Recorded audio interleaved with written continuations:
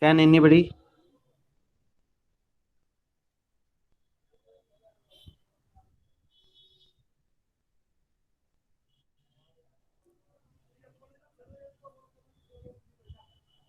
Can anyone revise what we have studied last lecture?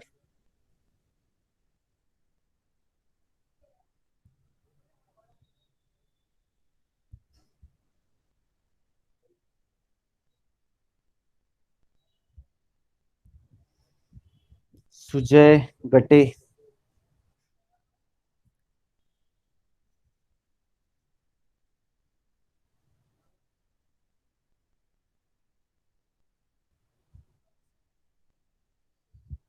Omkar Lad,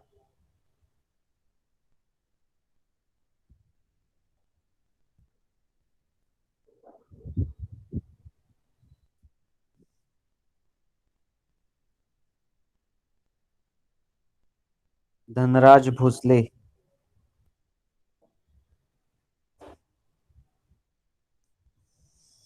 Unmute yourself.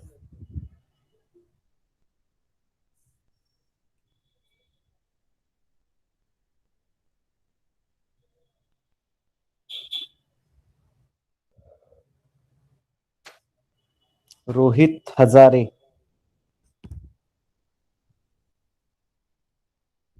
Am I audible to all of you? Yes, sir. Okay.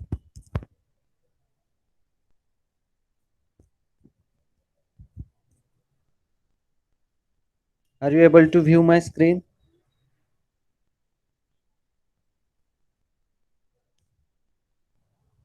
Yes, sir.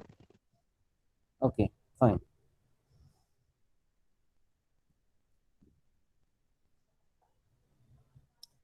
Okay. In yesterday's lecture, we have discussed history of EDA tool. Okay. Then need of EDA tool, why we require EDA tools. Then HDL, we have discussed about the HDL also, hardware description language. Yes, EDA tool is nothing but electronic design automation tool. Okay, so there are various EDA tools we have discussed. We have discussed the importance of EDA tool, its necessity, and how it is important in digital design. Then we have discussed the HDL. Then the types of HDL also we have discussed. There are two types, Verilog and VHDL. Right.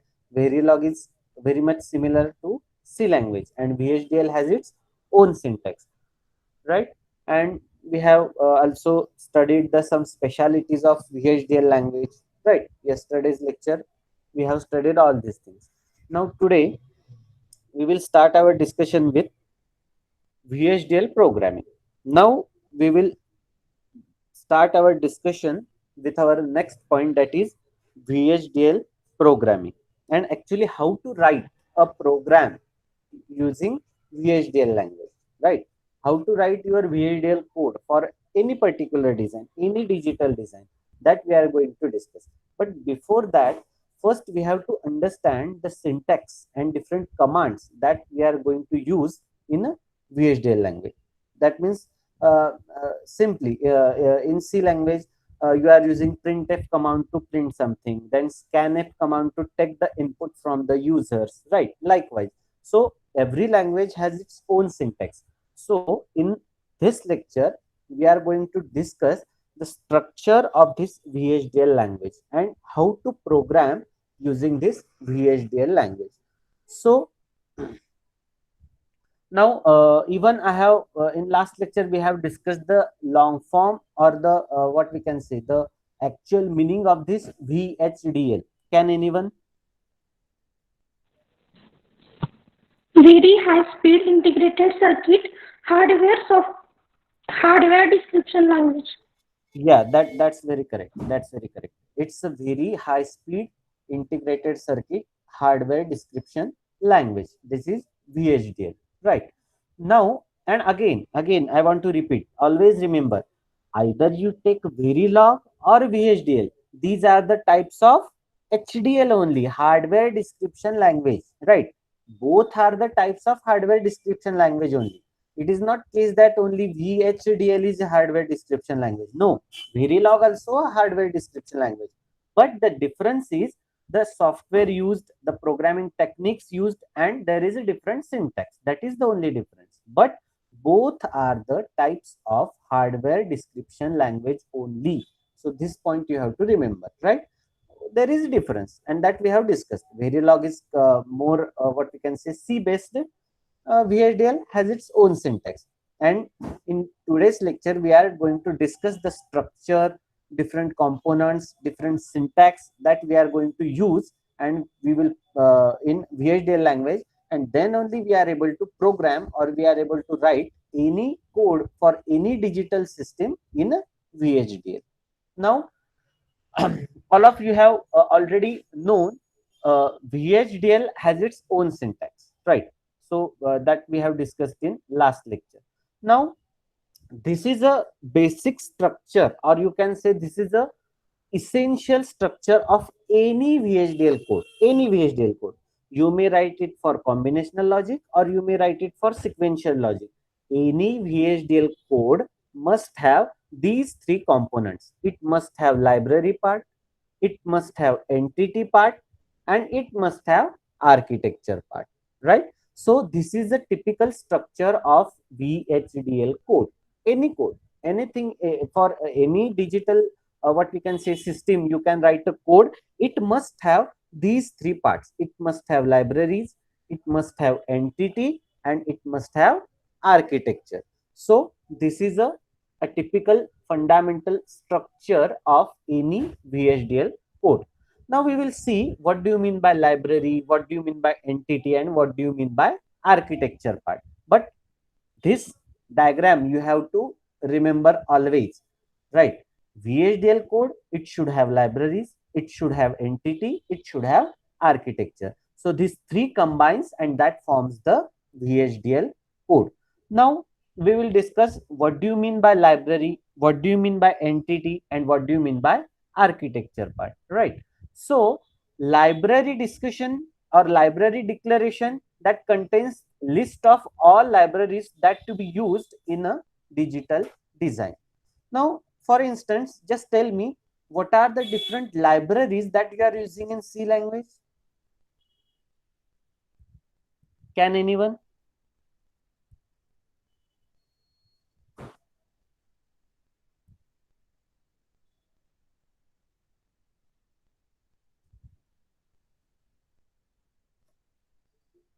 stdio.h, conio.h. Yes, these are the libraries that before writing a code, you have to mention these libraries, right? If you don't mention the stdio.h, what will happen with your code? Your input and output are not understood by the compiler. Means what? stdio.h contains that printf and scanf test statement. तुम्ही जर का stdio dot ही library किंवा ही header file or you can say simple library ही तुम्ही तिथे लिहिली नाहीत तर स्कॅनएफ आणि प्रिंटएफ ह्याचं मिनिंगच कळणार नाही कंपायलरला. की स्कॅनएफ म्हणजे इनपुट, प्रिंटएफ म्हणजे आउटपुट. हे कोण समजावतं? ती library file, right? Similarly the conio dot h, different arithmetic operations, logical operations that you are writing or that you are using in your code, that all operations are stored into that conio.h header file or library, right? And with the help of that library, the compiler will understand whether it is input or output, whether it is addition or subtraction or multiplication or division. The same thing will happen in case of VHDL also. Before start writing any code, you have to mention the universal or some useful libraries in VHDL language also. That library will hold different logical, arithmetical functions, inputs, outputs, right? Or different, what we can say, some numerical operations are also there in your use, such as addition, subtraction, division, multiplication. So you have to use this numerical operation library, logical operation library, and IEEE dot 1164. This is a standard universal library or defined by the IEEE that you have to use in a VHDL also. Means what? Whatever the code or whatever the arithmetic logical operations that you are later using in your code, all these operations on input output functions. What do you mean by in VHDL code you have to use different statements, different loops, all these are stored into this library. If you don't mention the libraries in your code, nothing can be understood. काहीच समजणार नाही कंपायलरला काय करायचं ते. बरोबर आहे. जसं की सी मध्ये तुम्ही वर लायब्ररी लिहिली नाही तर प्रिंटएफ म्हणजे काय आणि स्कॅनएफ म्हणजे काय हे कंपायलरला कळणार नाही. हे कुणामुळे करतं? त्या लायब्ररीमुळे करतं. What ever you have mentioned at the top or the start beginning of your code. Similarly, in case of VHDL also, you have to write some libraries that enables the many functions that you are going to use later on into your code. समजलंय? म्हणजे तुम्ही जे काही code लिहिणार आहात नंतर त्याचं meaning हे त्या libraries मध्ये store असतं. Libraries and packages. क्लिअर? समजलंय का? Yes, sir. Okay. Now this is about the library. Then what was the second part of VHDL code? Entity. Okay. Entity means what? Now see, you have defined the libraries. Okay. For example, you have to write a code for simple full adder. For an example, we will take. Okay. You have to write a VHDL code for full adder. Now, for full adder, what operations that you require? You require some logical operations, right? For the sum and for the carry, you require a logical operation. So, whatever the library in which the logical operations are all stored, that library you have to define, right? So, you have defined the library. Now, what comes the next? It is entity. Now, what do you mean by entity? That specifies the input pins and the output pins to the circuit, right? Means the full adder is a black box, but what are the inputs to the full adder and what are the outputs from the full adder? That you have to mention into the entity part. Means what? In an entity, you have to mention the inputs and outputs. Now, for instance, what are the inputs for the full adder? Two numbers A, B and C in, carry in. That means A,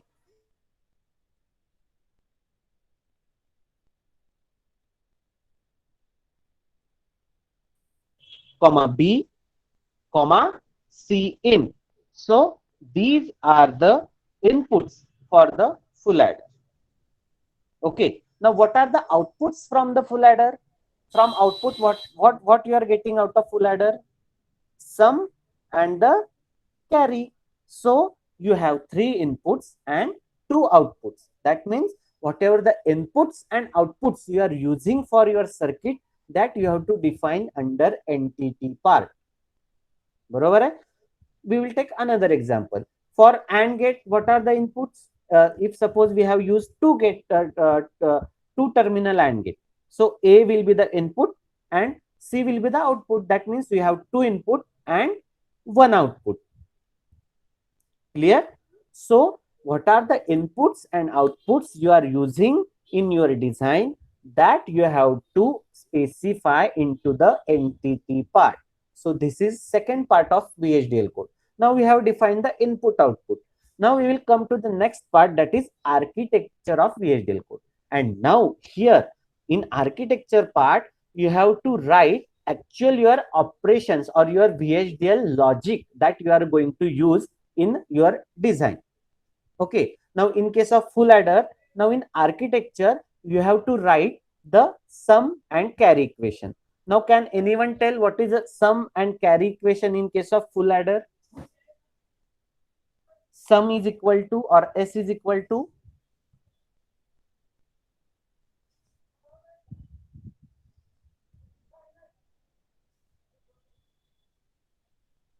Can anyone?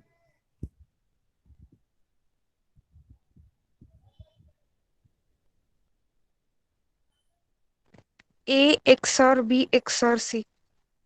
Yes. For it is it for sum or carry? Sum. Sum. A XOR B XOR C, right? And for carry,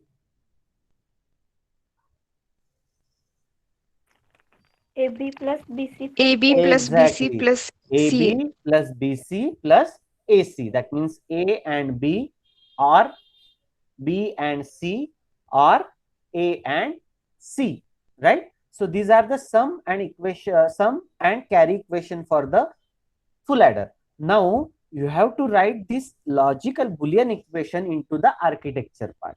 म्हणजे आपण पहिले library define करणार की आपल्याला काय काय काय use करायचंय. आपल्याला boolean equations लागणार, right, and or functions लागणार. That part we have defined when defining the library. Then we have finalized our inputs and output in a entity part. Entity मध्ये आपण इनपुट आणि आउटपुट ठरवले. आपल्याला input किती लागणार आहे, आउटपुट किती लागणार आहे, बरोबर आहे. आणि again you can even add the input as a number of bits also. Means what? For in case suppose you are using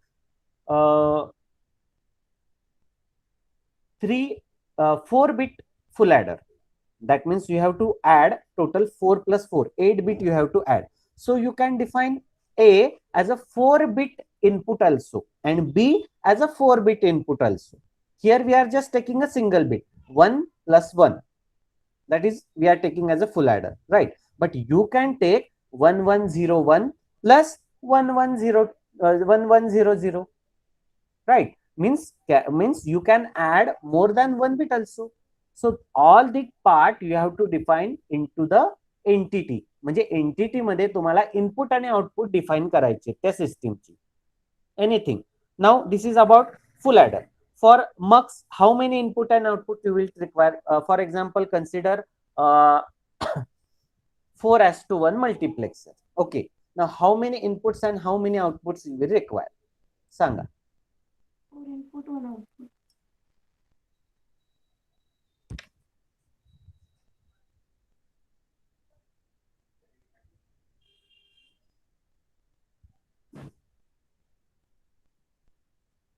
Or you can take example of decoder, 3:8 decoder. How many input and how many output you will require?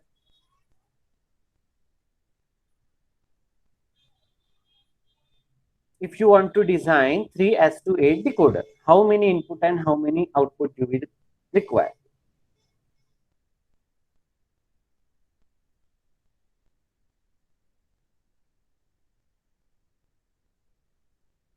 Or 4:1 mux?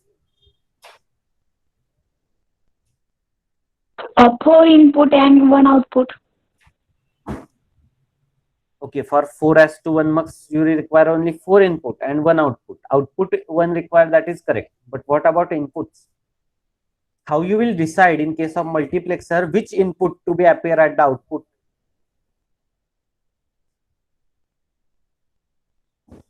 From select line. By select lines. Mug select line input मध्ये येणार का नाही येणार? Yes. Exactly. That means you have to require 4 input pins along with 2 select lines, that to be input only. That means total 6 inputs and 1 output. That is your entity of 4:1 multiplexer. तुम्हाला 4:1 multiplexer design करायचं झालं तर 6 input आणि 1 output लागणार, बरोबर आहे. In case of 3:8 decoder, you will require 3 input and 8 different outputs. You will require 3 inputs and 8 different outputs. Clear with this? In this way, you have to think and you have to define your entity. That means whether how many inputs you will require, how many outputs you will require, that all things you have to mention in your entity part. And of course, in case of architecture, you have to mention the logic, what logic you are going to use, right? In case of as we have discussed, in case of full adder, you have to simply now the mention what we can say sum and carry equation. If you take another example of mux, then you have to write the condition. How you are designing the 4:1 mux?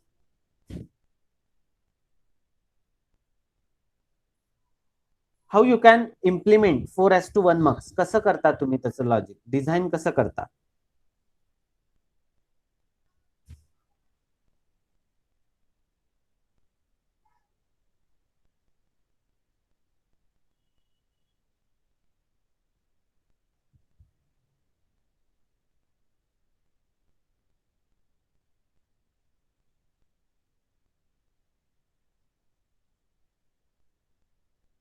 Can anyone?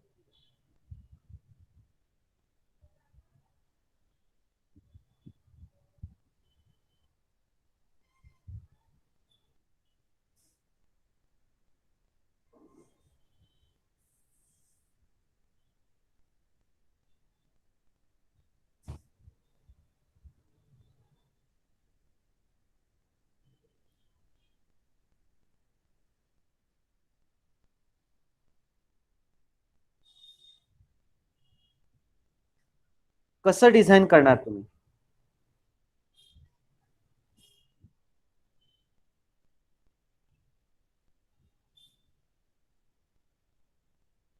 Hello.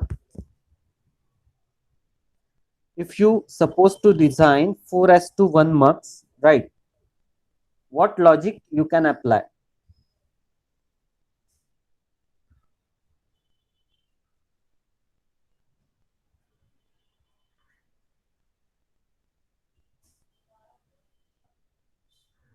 First, you have to use how many select pins. As you are using the 4 inputs, how many select pins you will require? Two. Two select pins you will require. Now, 2 bits, that means 2 select pins you are required. How many possible combinations will be there? Four. Four possible combinations: 0 0 0 1 1 0 and 1 1, right? These are the 4 possible combinations. Now, how to write VHDL code or how to use the logic? Now, if 0 0 is there, then it will select the first pin. That means the input, whatever the input at first pin, it will transfer to the output side. If second case, if 0 1 is there, then the output input of the second pin will copy at the output side. Means what? Now in this case, in architecture part, you have to use simple if else or if then statement, right? Means what I want to tell you, whatever the coding logic you have to write into the architecture, you have to define the libraries, you have to define the input output in an entity, and you have to define your coding logic into the architecture part. And this library, entity and architecture, these 3 parts togetherly form the VHDL code, right? So these are the 3 very important and very basic parts of the VHDL code. You can take any VHDL code, any of any complex circuit.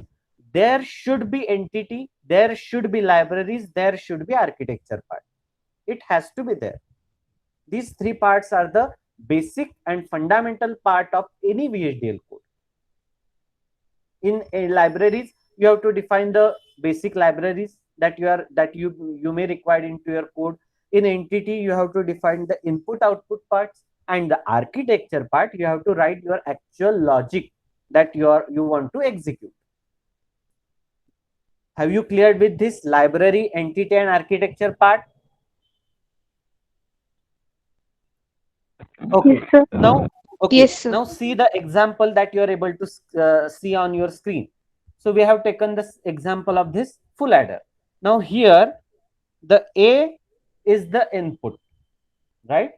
B is the another input, and C in, that is carry in. This is the 3 inputs that we require. And how many outputs we will require? 2, sum and carry. These 2 outputs we will require. Now look at the right side window, this window. Now here we have written the code of this full adder. Here we have written the code, VHDL code of this full adder. Now the entity part that we have declared, entity full under the name, you entity name you can decide by your own name. You can give your own name, no problem, right? For a sake of your understanding, I have given this name. Entity name you can decide by yourself, no problem. Entity underscore full adder, you can simply write FDD, that is full adder, FADD, anything you can write, no problem. Now here port declaration, that means entity declaration. Now how many input we are requiring? 3 inputs, A, B and C in. So now these 3 inputs we are requiring. So we have assigned these 3 pin to the in bit. That means this in bit, it indicate these 3 pins are the inputs, right? What are the outputs we are using? Sum and C out, that is carry out. That's why in our code we have defined this S and C out as a out bit. That means these 2 bits are acting as a output of the system, and these 3 bits are input to the system. That means in entity part we have to declare what are the inputs and what are the outputs. Now next we have come to the architecture part. Again, in case of architecture, here we have used the data flow type of modeling. Simply we can write the what we can say logical equations and you will get the output. Okay. Now in this architecture part, actually we have written the logic that we are going to use in our code. So a simple logic we are using for sum. There is one equation that we have derived from the KMAF, right? A XOR B XOR C in. That means sum will be the XOR addition of all inputs. So we have did here. And always remember, there is one thumb rule in a VHDL code. Every statement you have to end it with the semicolon. The semicolon indicates that the statement gets ends there and you have to jump on to the next statement. If you forgot to mention semicolon here, the compiler or the synthesizer will show you the error in the code, right? As in the C column, if you forgot to mention some curly bracket or comma, right, or semi comma, the compiler is going to show you the error. The same thing will happen in VHDL also, right? It is not a case sensitive language as like what you can see C language. C language is very much case sensitive, but this is not a case sensitive language. VHDL is not a case sensitive language. That means if suppose in an entity declaration you have used the capital A, capital B and capital C in, and in architecture if you have used small a, small b and small c, that is totally okay. That is okay. That is allowed because it is not a case sensitive language. VHDL is not case sensitive language. म्हणजे ह्याच्यात capital letter small लेटरचा एवढा फरक होत नाही. C language मध्ये होतो, तुम्हाला सगळ्यांना माहिती आहे. कॅपिटल यूज केलं तर throughout your program you have to use the same variable, right? But in case of VHDL you can use small letter anywhere, you can use capital letter anywhere. Just significance त्याचा same राहायला पाहिजे, doesn't matter. Clear with this? Now in the architecture part we have written the equation for the sum, we have written the equation for the C out, that is carry out, that is A and B, or A and C in, or B and C in, ended with the semicolon. Semicolon has to be there. That indicates end of statement and you have to jump on to the next statement. Okay. Then we have begin the architecture, we have to end the architecture. So end data flow architecture. Now this just 9-line code will execute and will give you the proper output of full adder. Now you can understand how this VHDL is so easy and simple. Just 9-line code. Simply define the entity. Okay, I have not, purposefully I have not written the libraries here. Okay, otherwise you will ask, sir, where are the libraries? Okay, libraries has to be there. Without library, entity and architecture don't have any meaning. So library has to be there. And VHDL has we are using in VHDL that standard IEEE 1164. This standard library we are using. What is that? We will discuss later on. Okay. Now library has to be there. Now this is the entity part. This is the architecture part. And this library, entity, and this architecture is form total code for the full adder. Right. Now look at the bottom window. Right. This is a test bench window that we have plotted. Now you can see we have assigned A as a 0, B as a 1, and C in as a 0. And now we will check the outputs. S and C out are our outputs. Now what would be the expected output of sum? It should be XOR of 0, 1, and 0. Right? It is XOR addition of A, B, and C in. Right? And you will get the output. Now 0 XOR with 1, 0. 0 XOR with 0, 0. That means you are getting the corrected output. Sum is equal to 0. Similarly, you can check the C out also by putting the values of A and B in this equation. A and with B, that or with A and with C in, that is OR with B and C in. So similarly, by using these three inputs, you can check the sum as well as carry. And this test bench window will verify you that whatever the code that you have written, that is correct or that is verified. There is no error in your code. Right? That means now see, yesterday's lecture we have discussed already. Right? There should be a test facility, there should be a synthesis facility. Right? This is your RTL schematic. This black box is your RTL schematic. The second window is your actually VHDL code. And this third window, last bottom window, is your test bench window. That means while discussing in yesterday's lecture, while discussing the specialities of VHDL language, we have discussed one point, that VHDL enables the programmer to work at different levels. So here is the example. You can work at test bench level, you can work at RTL schematic level, and of course VHDL code is with you only. Right? So VHDL enables you to work at any level. You can check your design through the test bench, means you can verify your design. You can similarly able to see your RTL schematic too, and of course the VHDL code is there with you.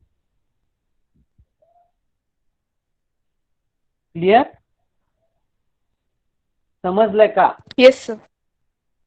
बाकीच्यांना? Yes, sir. Yes, sir. Okay. Now, in next lecture, we will discuss again more into what are the structure of this VHDL programming, what actually this library means, what is package, what are the functions, procedures, components, constant types. Again, we are going into detail of this language now. We have to understand each and every syntax of package, function, procedures, components, anything, everything. How to define entity, that is very easy. You have to simply define inputs and outputs. So always remember, VHDL, it has three main parts: library, entity, architecture. These three parts forms the VHDL code. Always remember. Right? How to write? That we have discussed with one example of full adder. Right? In next lecture, we will discuss the another example. Clear? Yes, sir. समजलंय का? Yes, sir. समजलं. हाँ sir. Okay, fine. कुणाला काही doubt अजून? बाकीचे 50 जण आहेत की.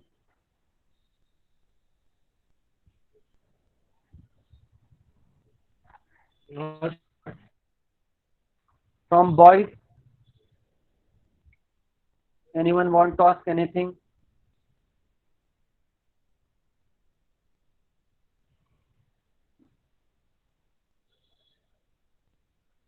Okay, fine. Today we will stop here.